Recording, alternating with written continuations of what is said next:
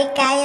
काहे सखी अरे गावना गइल ललू अपना सैया जी के हाल चाल बतैबू कैसे पलंग पे प्यार भइल। अरे हाँ बताव कैसे प्यार कइल उलाट के पलाट के सीधा क के उल्टा के तनी हमनिए बताव। अरे ई का बताइए हम बताव तनी इनके गाल पर देखो निशान पड़ल बा इनका मरद इनका गाल काट लेले बड़े लगता हमरा के आ तनी खूब सुंदर के झूमर गीत गा के आ तनी बताव त सखी। अरे रतिया बलम गाल काटिली हले नदी रतिया बलम गाल काटिली हले नदी छतिया से हमरा के साटिली हले नदी छतिया से हमरा के साटिली हले नदी रतिया बलम गाल काटिली हले नदी रतिया बलम गाल काटिली हले नदी चलल न जाता दुखाता बदनमा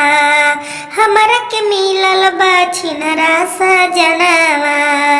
माना जो कैनी त डांट दिहले नदी माना जो कैनी त डांट दिहले नदी रतिया बलम गाल काटिली हले नदी रतिया बलम गाल काटिली हले नदी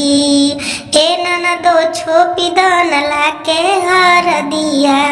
अंग अंग टूटता उठल दर दिया